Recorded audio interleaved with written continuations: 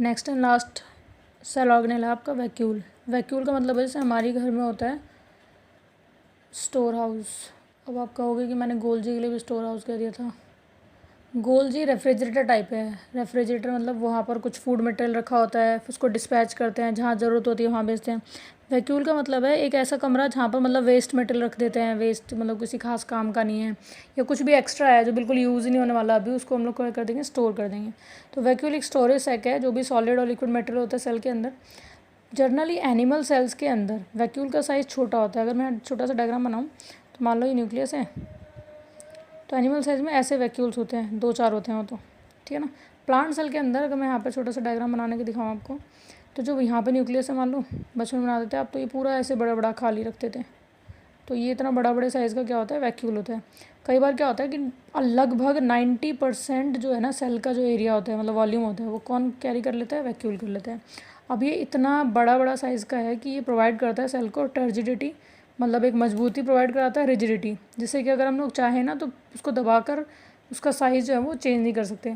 जैसे आप एग्जांपल ले सकते हो, आप पेड़ है और एक ह्यूमन बीइंग है। ह्यूमन बीइंग की स्किन को तो आप फिर भी पकड़ के थोड़ा इधर उधर कर सकते हो, बट पेड़ की जो स्किन होती है यानी कि जो बार्क होती है उसको आप कुछ भी चेंज नहीं कर सकते, क्योंकि उसके अंदर जो होता है मटेरियल काफ़ी सॉलिड होते हैं। इसके बाद आपको बता रखा है जो वैक्यूल होता है वो स्टोर करता है सेल के अमीनो एसिड्स को, शुगर्स को, प्रोटीन्स को। ये 2-3 नाम आप ध्यान रखेंगे। कई बार होता है जो यूनिसेलुलर ऑर्गेनिज्म जैसे अमीबा हो गया, हमने आपको डायग्राम बताया था क्लास 8 के अंदर भी। अमीबा जो होता है ना वो कैसे काम करता है, फूड वैक्यूल। कि मान लो ये अमीबा है, अमीबा ने यहाँ से फूड खाया, खाने के बाद एक वैक्यूल होता है, उसके अंदर इसका फूड चला जाता है, फिर डाइजेस्ट होता है, फिर ये बाहर निकल जाता है, ठीक है ना। तो ये आपका वैक्यूल। एनसीईआरटी वैक्यूल के बारे में कुछ लगभग कुछ ऐसा सही बता रही है। वैक्यूल जो स्टोरेज सैक होते हैं सॉलिड लिक्विड के, वैक्यूल जो होता है वो साइज़ एनिमल में छोटा। यहाँ पे ध्यान रखना, प्लांट्स के अंदर 50 से लेकर 90% तक का वॉल्यूम ये लोग कैरी करते हैं। इसके बाद आपको बता रखा है इन्होंने कि प्लांट्स में जो सेल में वैक्यूल्स होते हैं और सेल फुल सेल से भरे होते हैं। भरने के बाद बहुत सॉलिड बन जाते हैं, जिसकी वजह से वो सेल को क्या प्रोवाइड कराते हैं, ये वर्ड ध्यान रखेंगे, turgidity and rigidity to the cell, जिससे कि सेल का जो साइज़ है या शेप है वो ईजिली चेंज नहीं होती। फिर बहुत सारे सब्सटेंस है लाइफ के लिए जो ज़रूरी होते हैं प्लांट्स के अंदर, वो किस में स्टोर होते हैं, वैक्यूल के अंदर, जैसे कि अमीनो एसिड, शुगर, प्रोटीन्स, ठीक है ना। अमीबा वाले के अंदर ये कैसे एक्ट करता है, फूड वैक्यूल की तरह। तो ये आपको ध्यान रखना है। कहता है each cell does require its structure ability to function because organisation of its membrane. जो ऑर्गेनेल्स होते हैं वो अपने स्पेसिफिक काम करते हैं, और सेल जो होते हैं वो बेसिक स्ट्रक्चर बनाते हैं किसका, किसी भी ऑर्गेनाइजेशन का। This help the cell to perform the function like हमारी पूरी बॉडी के अंदर सेल रेस्पिरेशन भी करता है।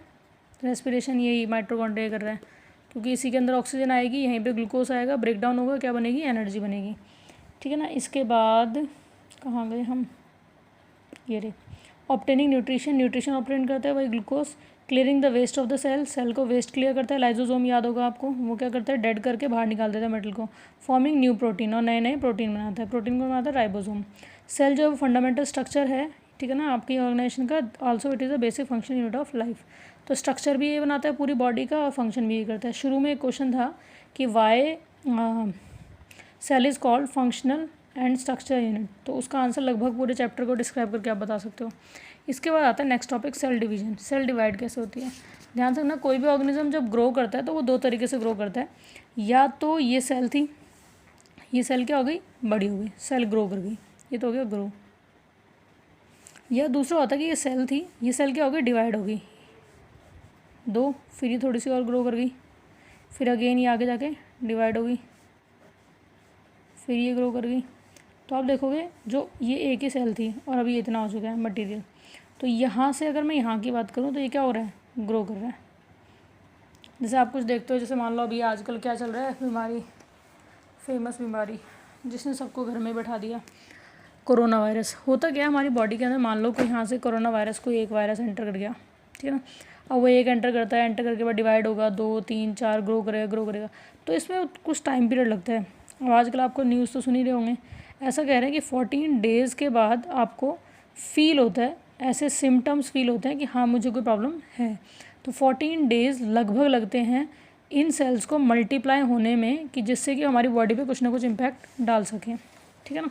उससे पहले अगर आप इसको कंट्रोल कर सकते हो तो वेल एंड गुड है।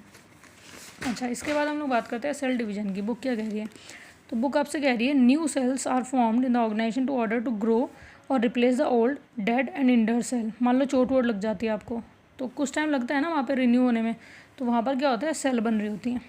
To form the gametes form the for reproduction, the process by which new cells are made is called cell division. Cell division 2 तरह के होते हैं हमारी बॉडी में, एक माइटोसिस और एक मियोसिस, याद रखना है आपको। ये 2 प्रोसेस होते हैं, माइटोसिस और मियोसिस, जिसके